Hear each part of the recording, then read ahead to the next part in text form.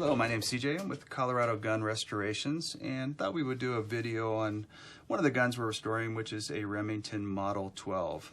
Thought it'd be fun to see the process for people that don't know what's involved with restoring a gun.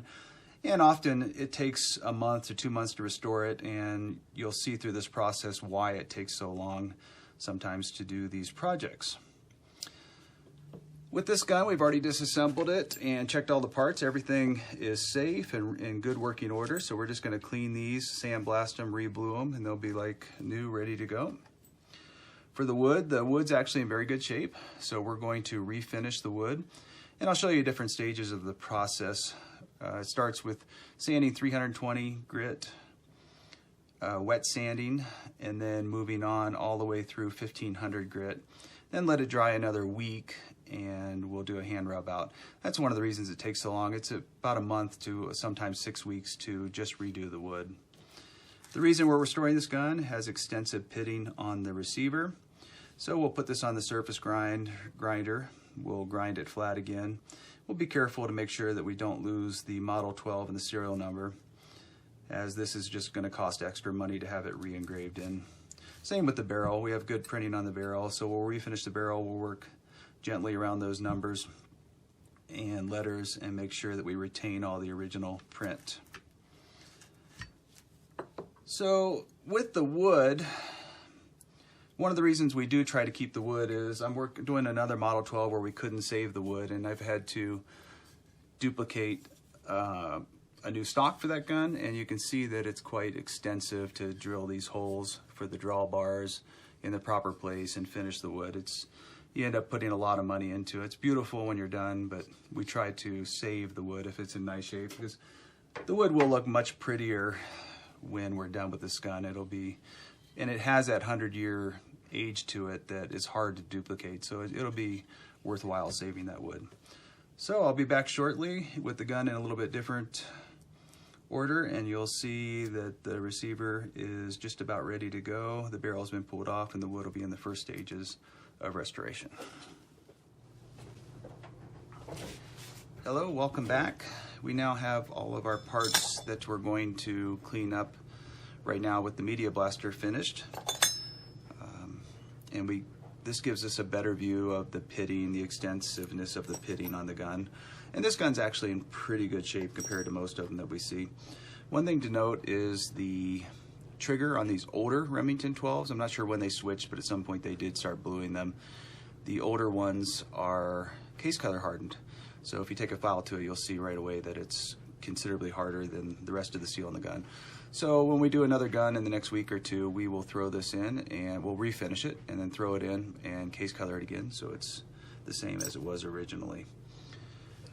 With the magazine tube, you want to make sure that you clean the inside of it out. It has 100 years worth of gunk and oil and just about everything in there. We want to make sure that that works well again, and we'll repolish the brass tube that goes inside, and we'll reblue the end so that it is all refinished and working just the way it did when it came out of the factory. The barrel is in pretty good shape. It does have, it's maybe difficult to see, but it has light pitting throughout the barrel, so a few hundred thousandths, and we'll have that cleaned up and looking just like it did coming out of the factory. With the receiver, we put our dial indicator on it, and this is one that checks in a few thousandths, and we can see that the pitting is anywhere from 4 to, I think I found, up to 7,000 steep. And the engraving is also about the same depth, 7,000 steep. So upon reflection and after looking at this a little bit further, we're probably just going to take it off flat with the surface grinder, make it look like new, and re-engrave these numbers. They're pretty simple numbers and letters to put back in, so the cost isn't nearly as much as it would be on a fancy Winchester or Marlin that has to have a lot more engraving put back into it.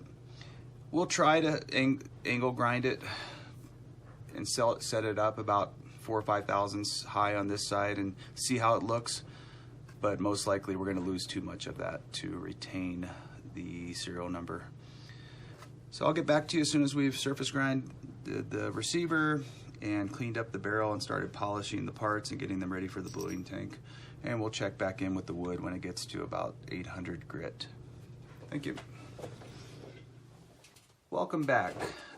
A little bit of an update on our Remington Model 12. We've taken this side to the surface grinder, you can see, and because these are cast, they're not perfectly flat anyway. So you can see this is now perfectly flat within about 1/10,000th of an inch. And I didn't keep taking it down to the edge. So when we finish this by hand, by sanding by hand with a block, we'll run that off and it'll be smooth. You won't see that anymore. But we've retained all our lines and the part's perfectly flat now. It's gonna look great. On this side is a little bit more complicated. We were able to save the serial number because the owner decided they would rather have this gun case colored. So because we're going to case color it, having a serial number that's faint is not as important as if you blew it, because the colors will blend and it'll be difficult to see the Model 12 anyways. So we had to actually put the gun up about 5 thousandths, grind this way from left to right to take out this deep pitting up here. And then also the pitting on top turned out to be about 3 to 4 thousandths deeper. So we had to grind it deeper across the top towards the bottom. And that's why you can see lines in it right now. And also the brown is caused by the wheel loading up a little bit. So we'll go out to the shop and we'll start blending this by hand. We'll blend these lines from the bottom to the top flat and from front back flat. And we'll work around the number. And then when we case color it, we'll still have the Model 12, the serial number, and it should look great. As for the stock, we have that now to actually 1,000 grit. It was just done this morning, so it's drying. I probably shouldn't be touching it, but I'll wipe it back down. But it's very smooth now, and it's flat because we're wiping it off in between coats. We haven't started that hand rub out yet, but this is the original stock, and you can see that it's taking on a new look. It has the old patina, but it's going to start to take a three-dimensional look on that it would never come out of the factory with because of the process that we're taking and refinishing it well beyond what a factory would ever do. So we've got about 3 weeks into this right now. We'll do 1,200, 1,500 grit. We'll let it sit for 5 to 7 days. We'll do the hand rub out, so we still have about 2 more weeks. Check back and we'll have all the parts finished and ready for bluing at our next step. Hello again. We are back putting together our Remington Model 12 that we've been refinishing now for a couple months. So I wanted to leave it open so you could see inside and understand that when we restore a gun, we don't just restore the outside of the gun, we restore every part so that it works as advertised and that it's safe to shoot again. Any parts that aren't safe, we either remake them or purchase them. So we can see that these two parts, this is really interesting, the way the Model 12 works. When you hold it back like this, you can take out the locking block. It's got a little groove on the top there and it falls into a hole. It's pretty easy. You just put it in, falls into that hole, go back, grab it, and it pulls it back and forth.